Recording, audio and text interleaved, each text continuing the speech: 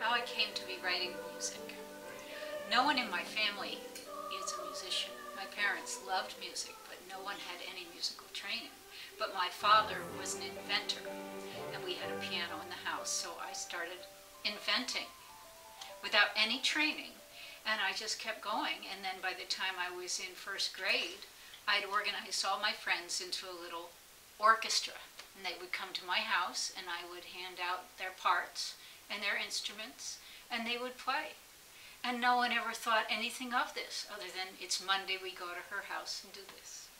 Although neither of my parents was a professional musician, both of my parents had a big influence on my life. But my mother loved music, and she was very musical, and she never studied music. But I noticed when she was singing, I used to join her in the nursing home before she died, she could harmonize any song by ear, no matter how chromatic the song was. And I think that I got my musical ear and my sense of music from my mother. My father was an eccentric person. He was an inventor, and he was always creating little gadgets in the house. Now, he worked on television and radio back in the 1940s. He was an inventor by trade, but he was just an inventive person. And you would open the door, and then something would bounce back at you, and you realized my father had sawed tennis balls in half and put them on the backs of the doors, so the door wouldn't make an imprint on the wall. And he did this to many doors in the house before we realized that the door would start bouncing back at us. That was just an example. He had a great sense of humor, and he was always inventing things. He would never do things by the book. It was always out of his imagination. My parents thought that perhaps I would like to have some piano lessons. So they took me to the piano teacher, the same teacher who had taught my sister how to play. And I was assigned to practice some scales and learn a little piece in a book.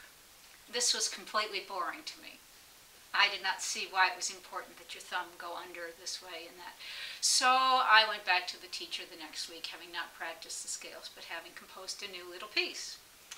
And I told the teacher that the piece in the book did not sound like the title, In the Swing, but that my piece did. And the teacher was probably shocked and horrified, but we had 4 lessons, and each time the same thing happened. I did not practice my scales. I did not practice the piece in the book. I played it, but it just didn't seem very interesting to me. I wrote a more interesting one. So the teacher told my parents she thought that probably I should just be left alone, and that we should not force me to try to learn to take piano lessons and play the way that was in the book. So that was it, and I continued to teach myself and to write for my friends, and I've always done that, and I still do that today. And I have this wonderful portrait downstairs of my great-great-great-grandmother, who was a Quaker, Hannah Underhill Titus. My Quaker ancestors came here to leave England as soon as the Quaker faith was formed and sought refuge on Long Island. And that's how my family branch of Quakers ended up in Connecticut, which is just across the water from Long Island, where my first Quakers started out. And I am very proud of my Quaker ancestors, and for the Quaker faith in general. Quakers have never killed any other people for the sake of religion or anything else. And the Quakers, when they first came to this country, treated the Native Americans with all fairness, and I'm proud of that. And so, never holding slaves. You know, Quakers have done all the right things, and the best thing for me is that we Quakers believe that men and women are equal. So why shouldn't a woman be a composer just the way a man is a composer? It never entered my parents' thoughts or mine that I shouldn't be composing music because I was a woman. Heavens, that's just not a Quakerly thing.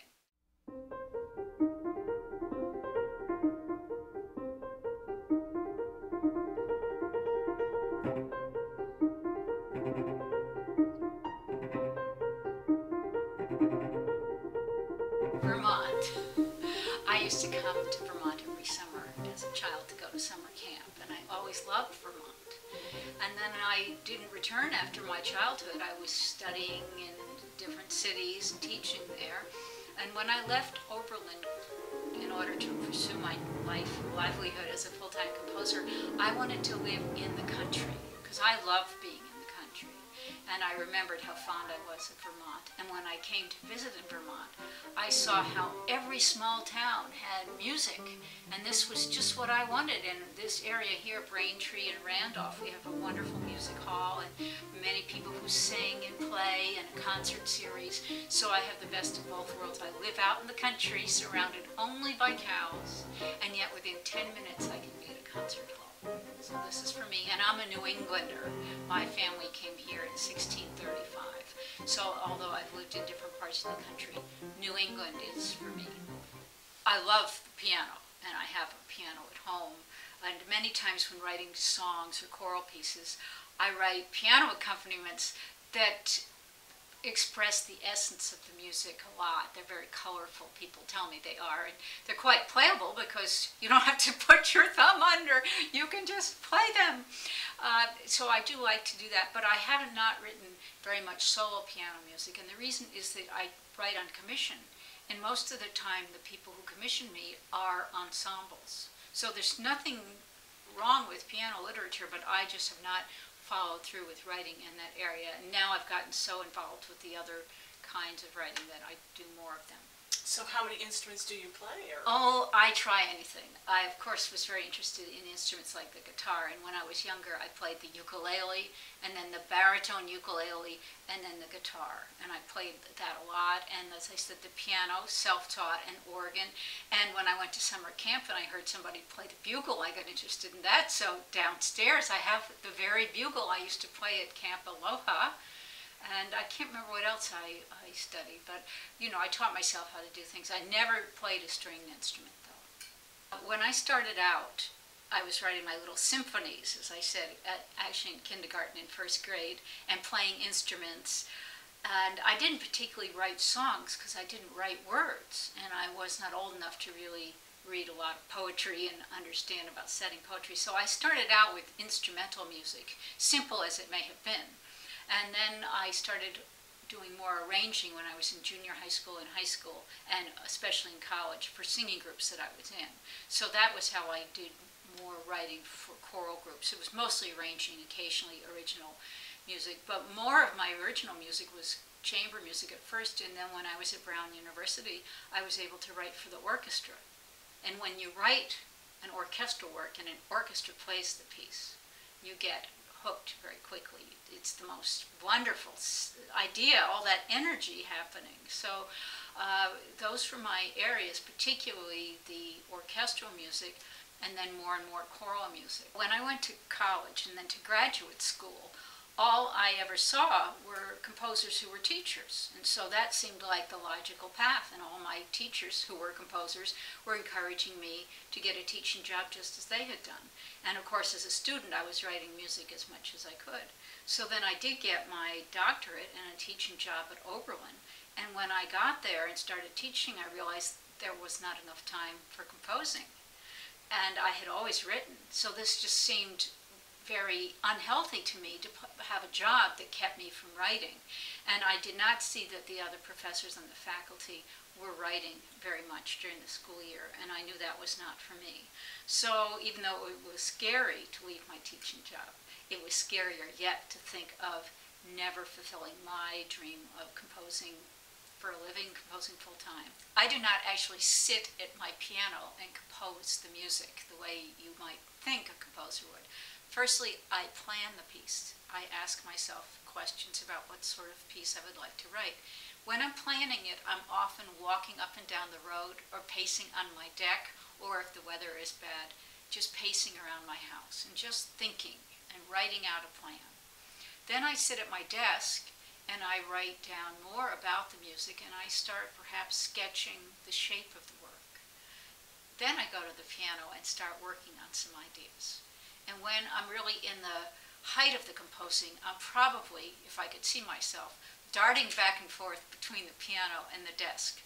I will work on a chord or a passage at the piano, and then I will go and write it down, and back and forth and back and forth. By the time I'm orchestrating a work, I'm often just sitting at my desk. So those are three different locations. The pacing about to shape the piece, form how long it is and what this shape should be. sitting at the piano for picking out some notes sometimes, and then more sitting at my desk. I think I write in probably 4 songs for solo voice, which would be vocal.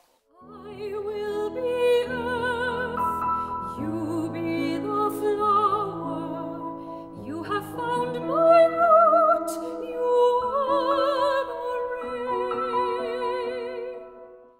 Choral.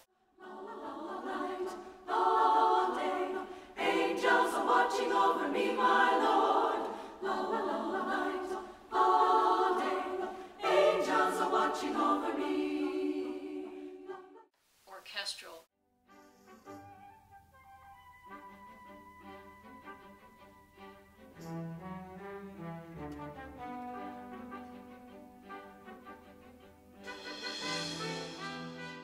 And chamber music.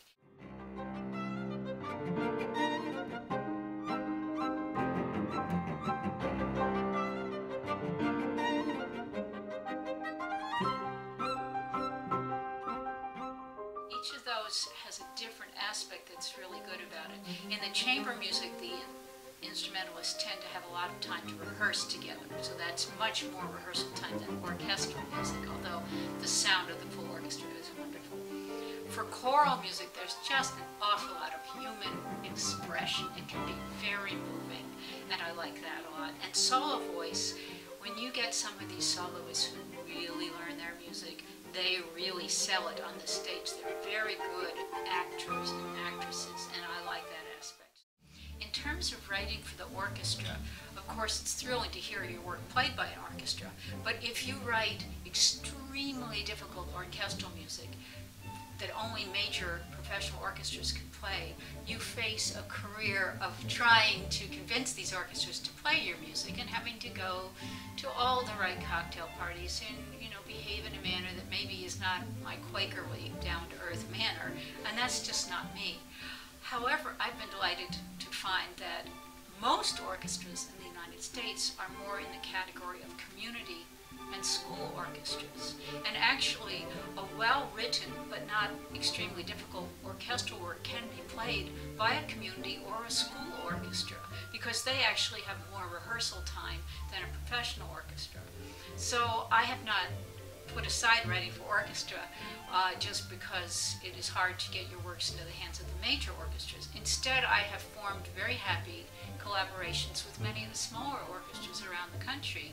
And community orchestras usually bring in a large audience of family and friends, and those are exactly my sorts of people. I write all my music on request for hire from different musicians around the country. All of it. This is how I earn my living.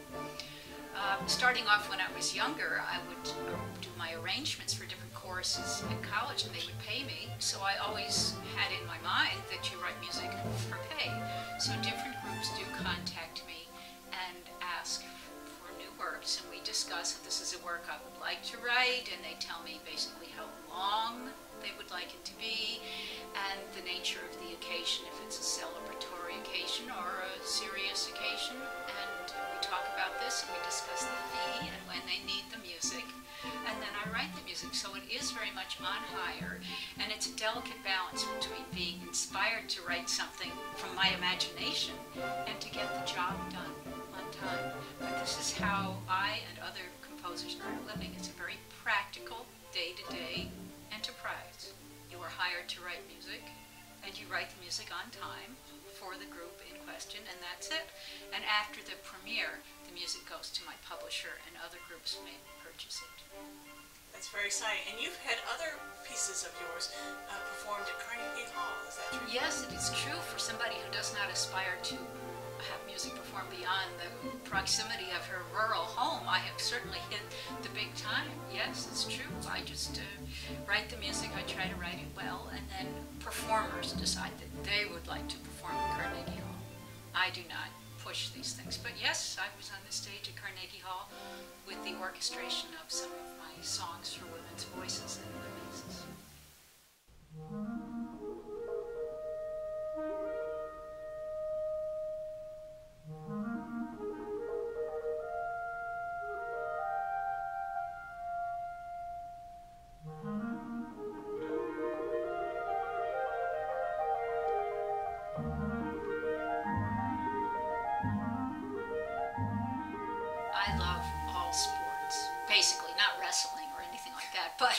I love figure skating and track and field, and I particularly love tennis. And that's good because when I'm sitting at my desk all the time for composing, I definitely need to get up and run around.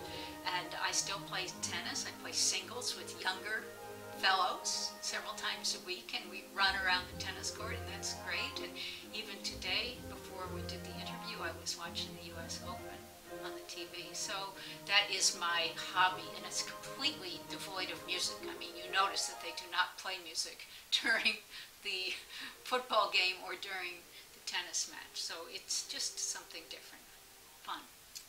And yet, sometimes you may have interspersed your music with tennis. Can you Yes, tell us about I that? finally did it. I combined my two interests, tennis and music. I wrote a piece called Match Point, which is the dramatization of a tennis point for orchestra or band. It had always occurred to me that conductors at these various serious occasions, such as getting onto the podium to conduct, create such a sense of drama when they arrive that is just the same as if you're watching Wimbledon and they say it is match point. So it occurred to me that it would be great to have a conductor conduct with a tennis racket, and I wrote a piece where the conductor did have to do this. I just wrote it here in Vermont for my neighborhood band.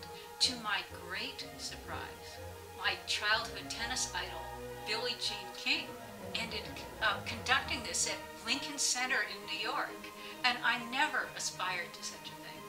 So I did get to go to Lincoln Center and coach Billie Jean in the performance of Match Point, and that was the highlight of my career. When you're writing, you're always giving out, and there has to be something coming in, something that sparks the imagination and the energy, the desire to write. And this is one of the reasons that I live here in Vermont. I just love living in the country. When I look out the window, it is definitely beauty coming in, and that is inspiring to me. I also love the sort of people who live in Vermont and my neighbors, and when I write something that I know will be performed locally, I get a great sense of amusement and satisfaction. So those are two big things, the beautiful landscape and then the people. But the most important thing to me is when I live quietly out in the country as I do, I feel very close to God. And this is my greatest source of energy and inspiration for my music. I'm a composer of faith. And for me, without that, I would soon lose energy. I think if you write only for yourself or for other people, there's some satisfaction. But if you write maybe with an eye on something a little higher, or maybe feeling that you might be in touch with something larger, that you do have incoming energy and inspiration. No.